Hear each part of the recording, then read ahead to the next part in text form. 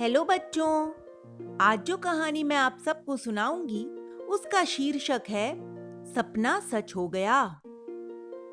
अन्नू नाम का एक सियार बड़ा ही आलसी था। उसे कोई भी काम करना बड़ा बुरा लगता था। अपने आलस के कारण कभी-कभी तो वह भूखा ही सो जाया करता था। बिना हाथ पैर हिलाए आसानी से जो कुछ उसे मिल जाता उसे वह खा लेता। फिर वह पड़ा पड़ा अलसाता रहता था। अपनी पूंछ को हिला हिलाकर मच्छर मक्खी आदि उड़ाता रहता। एक बार जब वह सो रहा था तो उसने बड़ा मीठा एक ऐसा सपना देखा जिसे देखकर उसका मन खुशी से उछलने लगा। सपना यह था कि उसका विवाह हो रहा है। सारा घर मिष्ठान की खुशबू से महक रहा है। इतने में ही चंटू ने बांग दे दी और सियार की आंख खुल गई। अन्नू ने आंखें मलकर चारों ओर देखा। न उसका विवाह हो रहा था और न वहां मेहमान ही थे। अन्नू दौड़ा दौड़ा कुप्पू कुम्हार के पास गया। वह उस जंगल का बहुत बड़ा ज्योतिषी था। अन्नू ने उसे अपना सपना बताया और पूछा, इसका क्या फल होगा?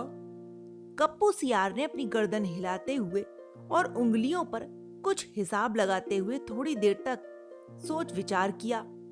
फिर बोला, यह सपना तुमने ब्रह्म मुहूर्त में देखा है, इसलिए निश्चित ही यह सपना सच होगा। कब तक होगा महाराज? बड़ी उत्सुकता से अपनी पूंछ हिलाते हुए गीदड़ ने पूछा। शीघ्र, जल्दी से, आज या कल में ही सच होगा। ज्योतिषी नाक पे से चश्मा उतारकर बोला। कुप्पू की बात सुनकर अन्नू का अंग अंग भड़कने लगा। उसने कभी सोचा तक न था कि उसका विवाह इतनी जल्दी हो जाएगा।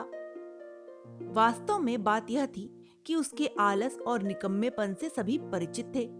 इसलिए कोई भी सियार को अपनी बेटी देना नहीं चाहता था। अन्नू दौड़ा दौड़ा गया, पूरे गांव भर को अपने विवाह का न्योता दे आया। दूसरे दिन शाम को 7 बजे उसने सभी को प्रीति भोज के लिए निमंत्रण दे दिया। कुछ सियारों को तो बड़ा अचंभा हो रहा था कि कौन ऐसा मूर्ख है जिसने इसे अपनी पुत्री देने का वचन दे दिया। कुछ होने वाली वधू के भाग्य पर मनी मन तरस खा रहे थे। कुछ साथी गीदड़ों ने अन्नू को छेड़ा भी कि कैसी है तेरी होने वाली वधू, अच्छी है ना, सुंदर है ना। अन्नू उनकी बात सुनकर लजाकर हंस जाता। दूसरे दिन सुबह से ही अन्नू ने बढ़िया बढ़िया पकवान बनाने आरंभ कर दिए। मुर्गी काकी, लोमड़ी मौसी, गाय दादी, भैंस नानी आदि सभी मिलकर बना रहे थे। अन्नू शान से बढ़िया सूट पहने दरवाजे के पास खड़े थे। उन्हें पूरा पूरा विश्वास था कि बस कुछ ही देर में कोई न कोई सियार अपनी पुत्री की उंगली थामे उसके दरवाजे पर आता ही होगा। अन्नू को दरवाजे पर खड़े खड़े शाम हो गई। उसके पैर भी दुखने लगे, पर कोई भी सियार विवाह के लिए नहीं आई। घर के आंगन पकवान से पूरी तरह भर चुके थे। मेहमानों के आने का समय हो गया था। अब तो अन्नू का दिल धक धक करने लगा। यदि वधू न आई तो इतने सारे मेहमानों को वो क्या मुंह दिखाएगा। पर ज्योतिषी जी की बात न सच होनी थी और न हुई। मेहमानों की कतारें भी आनी शुरू हो गईं।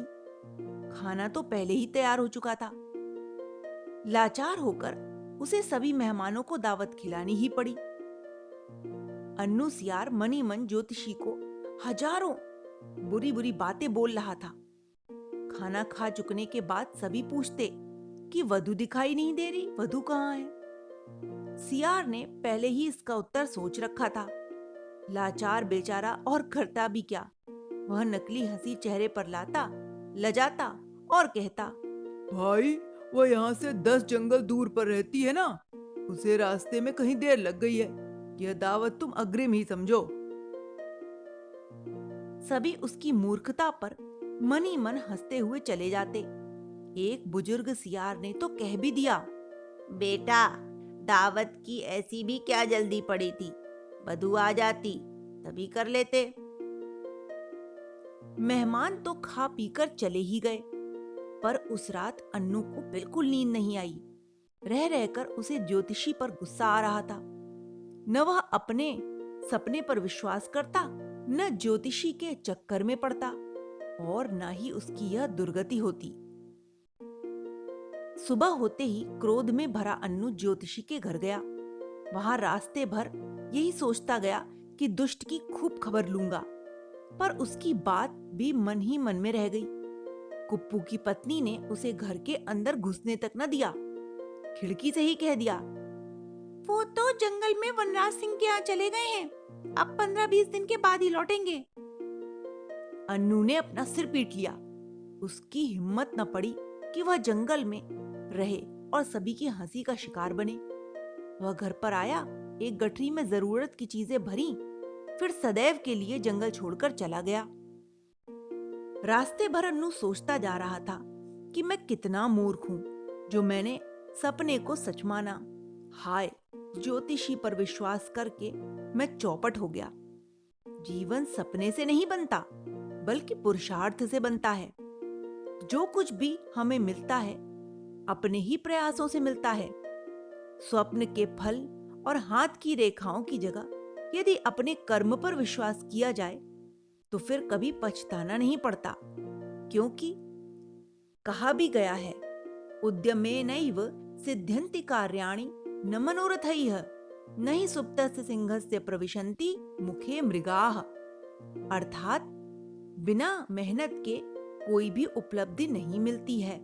जैसे सोते हुए शेर के मुंह में हिरन स्वयं प्रवेश नहीं करते, उसे शिकार के लिए स्वयं जाना ही पड़ता है। इसके बाद उसने अपने कान उमेठे और कसम खाई कि आज से आलस छोड़ दूंगा, मेहनती बनूंगा। फिर दूसरे जंगल में जाकर अन्नू ने खूब मेहनत की।